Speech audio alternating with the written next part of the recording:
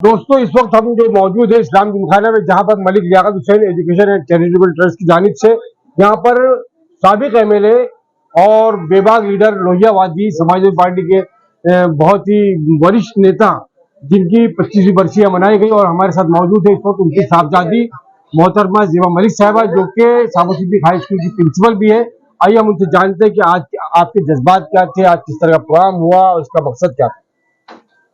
आज के प्रोग्राम का मकसद ये था कि जो अब्बा के उसूल थे वो मैं चाहती थी कि मेरे जरिए लोगों तक पहुंचे। और आज का प्रोग्राम थोड़ा जज्बाती भी था, क्योंकि पिछले 25 सालों में इस तरह हमने नहीं सोचा था, लेकिन अल्लाह ताला ने ये सोच जो हमारे दिमाग में डाली कि उनको लोग भूल चुके थे, नहीं जानते थे, और आज ये जरूरी था कि लोगों को बताया जाए कि वो किस तरह के इंसान थे।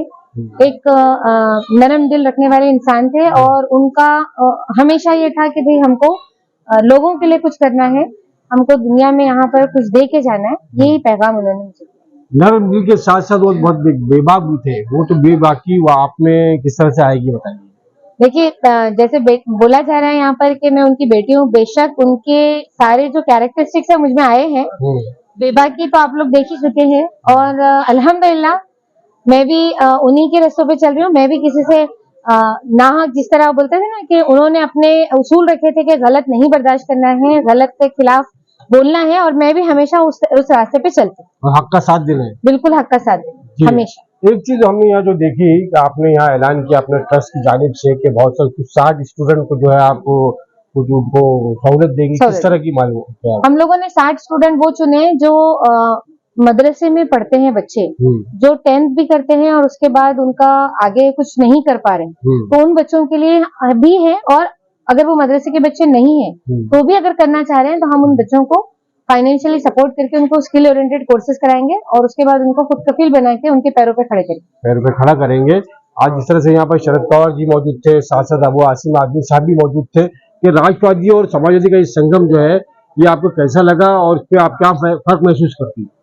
देखिए, मैं तो ये बोलूंगी कि ये पॉलिटिकल फंक्शन नहीं था, ये हमारे अब्बा की मोहब्बत थी। जो शरद पवार जी भी यहाँ चले आए और अबू हाशिम आजमी भी चले आए, और अल्हम्दुलिल्लाह ये एक जरिया बना, ये एक स्टेज एक जरिया बना, जिसमें आसिम साहब ने भी कुछ रिक्वेस्ट की शरद पवार जी से, और शरद पवार जी ने भी आज उनकी बातें सुनी, और ये बहुत अच्छा प्रोग्राम है, बहुत शानदार प्रोग्राम। आसिम भाई ने तो यहाँ पर जो महाराष्ट्र में, हिंदुस्तान में जो मुसलमानों के साथ में हालात चल रहे हैं, वो शरद पवार जी के सामने उन्होंने बातें रखी, किस तरह कम्युनिटी को टारगेट किया जा रहा है, उन पर जुल्म हो रहा है, नाइंसाफी हो रही है, लेकिन शरद पवार जी ने कोई जवाब दिया ही नहीं।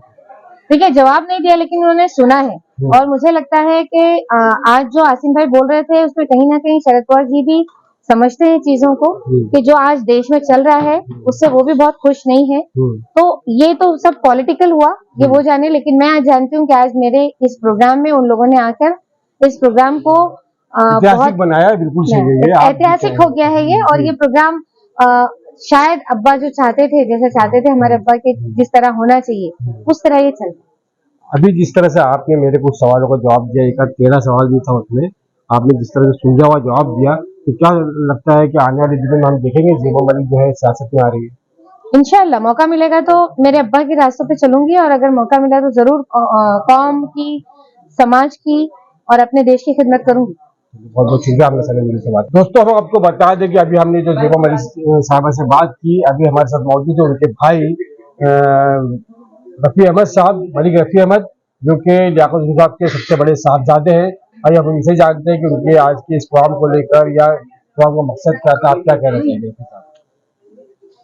देखिए, ऐसा था कि मेरी छोटी बहन जो साबु सिद्दीक की प्रिंसिपल है पॉलिटेक्निक की, हम लोग एक दिन बैठे हुए थे, अब्बा की बात चल रही थी, तो मेरी बहन ने कहा कि भाई अगर पुराने कुछ अखबारात हैं या पुराने कुछ फोटोज हैं, तो हम लोग उनकी एक 25वीं डेथ एनिवर्सरी मनाएंगे। मैंने कहा कि डेथ एनिवर्सरी मनाएंगे तो उसमें 25 साल के बाद मनाने का मतलब अब क्या रह गया है। तो बोले नहीं भाई, फिर उसको अच्छे ढंग से किताब लिखेंगे और डॉक्यूमेंट्री वगैरह बनाएंगे ताकि एक यादगार प्रोग्राम बने। तो फिर हम लोगों ने फिर दो महीना पहले से काम शुरू किया, और उसमें मैं तो नहीं ज्यादा, लेकिन मेरी बहन ने बहुत ही ज्यादा मेहनत करके इस प्रोग्राम को आज इस अंजाम तक पहुंचाया। आपने अपनी तकरीर में कुछ जज्बाती हो गए तो आप रोने लगे, तो आपने ये कहा कि शरद पवार जी को देख के मैं जो है बहुत ही मेरा दिल भर आया है। तो शरद पवार जी को देखकर आपका दिल भर आया तो आप जज्बाती हो गए थे, या आपके वालिद साहब का जो प्रोग्राम चल रहा है वो भी जज्बात उसमें साथ में थे? रहा सवाल ऐसा कि जब मेरे अब्बा एमएलए थे तो शरद पवार जी चीफ मिनिस्टर थे, और आज शरद पवार जी को जब देखा तो मुझको मेरे अब्बा याद आ गए। और आज की तारीख में शरद पवार जी हिंदुस्तान के एक बहुत महान नेता है। और जो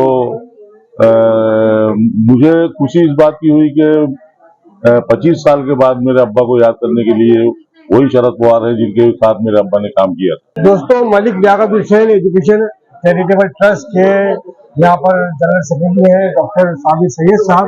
आइए हम उनसे ही बात करते हैं। साबिर साहब, क्या कहना चाहेंगे आप जो आज आपने ऐलान किया कि आपका ट्रस्ट जो है लियाकत हुसैन ट्रस्ट ये 60 बच्चों को जो है उनको ट्रेड वगैरह की कोर्सेज करवाएगा, उसके बारे में? ये आज 25वीं बरसी है मलिक लियाकत हुसैन साहब की, और ये जो हमारा जो ट्रस्ट है उनके नाम से कायम किया गया है, मलिक लियाकत हुसैन चैरिटेबल ट्रस्ट। इस ट्रस्ट के ज़ेरे एहतमाम हम लोग 60 बच्चों को आईटी स्किल्स और एआई आर्टिफिशियल इंटेलिजेंस के स्किल्स सिखाएंगे। ये स्किल्स बच्चों को जॉब प्लेसमेंट के लिए हेल्प करेंगे। इसमें गरीब बच्चे आए और कास्ट क्रीड का कोई इसमें ये नहीं है, हिंदू मुस्लिम सिख ईसाई सारे हमारे भाई बहन के बच्चे वेलकम है इसमें। और 60 बच्चों को हम 6 महीने की स्किल की ट्रेनिंग देंगे, हार्डवेयर नेटवर्किंग की, मोबाइल रिपेयर्स की, और उसके बाद ये लोग इंडस्ट्री में प्लेस हो जाएंगे। ये कोर्सेज जो है सिखाए जाएंगे, कहाँ पर सिखाए जाएंगे? ये कोर्सेज अंजुमन इस्लाम कंप्यूटर सेंटर में सिखाए जाएंगे। अच्छा, जो मॉडलैंड रोड पे अभी हाल ही में शिफ्ट हुआ है। अच्छा। और ट्रस्ट की क्या मंसूबे है बता सकते हैं आप? ट्रस्ट की 2 और इम्पोर्टेंट मंसूबे हमने कायम किए हैं जो हमारे पोर्टल पे है mlhngo.org पे।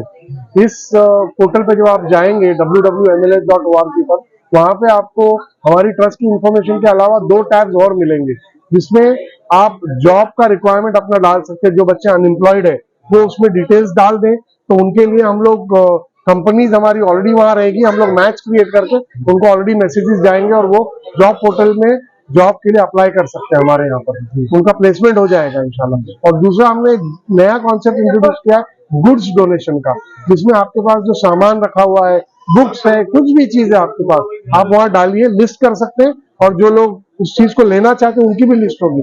ऑटोमेटिकली हमारा जो पोर्टल है सेल्फ लर्निंग वाला है, मशीन लर्निंग के प्लेटफॉर्म पे क्रिएट किया, ऑटोमेटिकली वो मैपिंग कर देगा और डोनर और जो रेसिपिएंट है उसको मिला देगा। इसी तरह से जॉब प्लेसमेंट में भी इसी तरह से मशीन लर्निंग के तहत ये हो जाएगा। दोस्तों, आज के इस प्रोग्राम में हमारे साथ मौजूद है हमारे बहुत ही मोहतरम उस्ताद जनाब अजीजुर रहमान साहब, और जो कि लियाकत हुसैन साहब की शख्सियत से भी वाबस्ता है। वो आइए हम उनसे बात करते हैं। सर, क्या कहना चाहेंगे लियाकत साहब के बारे में? वो एक अजीम हस्ती थी जी उनसे हमारे बहुत करीबी ताल्लुकात रहे जी। हमेशा कौम की खिदमत उनका ये था, जज्बा था। जी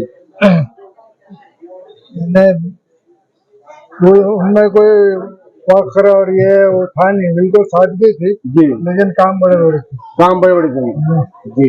आवाम के लिए, लोगों के लिए, जो भी गया उसको कभी नाराज नहीं किया।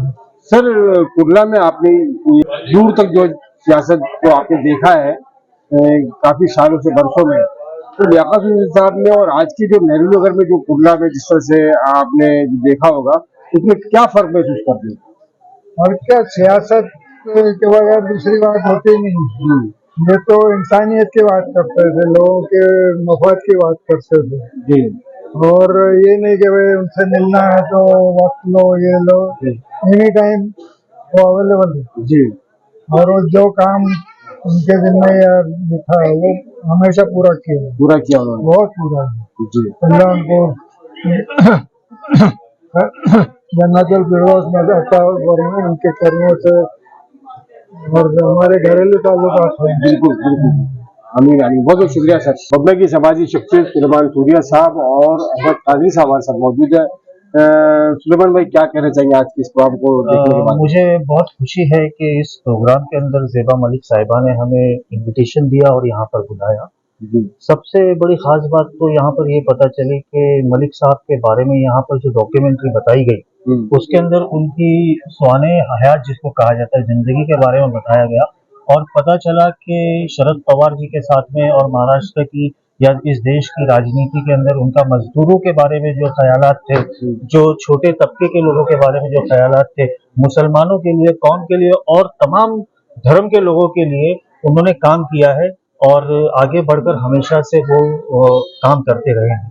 तो ये देख करके बहुत ही अच्छा लगा। और ज़ेबा मलिक साहिबा ने दो चीजें यहाँ पे की, एक तो किताब का इनॉग्रेशन किया, दूसरा डॉक्यूमेंट्री हमें बताई यहाँ पे, जिससे हमें मलिक साहब के बारे में मालूमात मिली। साथ में उन्होंने जिक्र किया अपने चैरिटेबल ट्रस्ट के बारे में। तो चैरिटेबल ट्रस्ट के माध्यम से जो उन्होंने काम किया, उन्होंने रमजान की बात की, रमजान में सहरी तक उन्होंने रुक करके बहुत सारे काम किए। उन्होंने जगह जगह जाकर बच्चों को तालीम के लिए, आगे बढ़ने के लिए, स्किल्स डेवलपमेंट की बात की।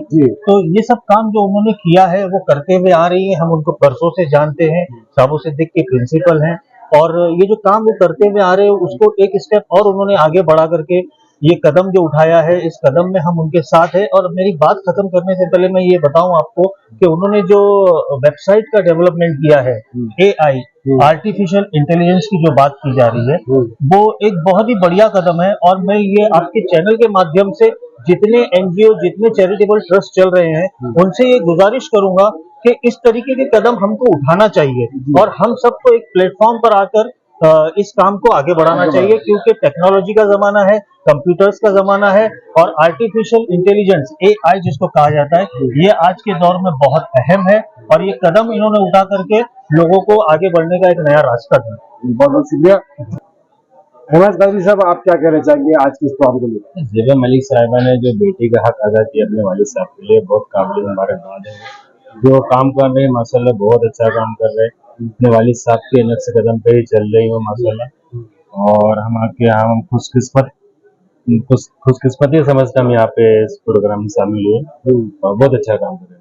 बहुत कुछ सीखने और समझने का मौका मिला। जी, जी। दोस्तों, हम आपको ये भी बता दें कि हमारे साथ मौजूद है सलीम अलवारी साहब, जो कि जानी मानी शख्सियत इस बम्बई शहर की, और ज़ेबा मलिक की जो उनके काम है, जो बात इसको भी जानते हैं वो, और कहीं ना कहीं सियासत से वाबस्ता होने के बाद मलिक लियाकत हुसैन साहब की सियासी और सामाजिक बात से भी वो बिल्कुल जानते हैं।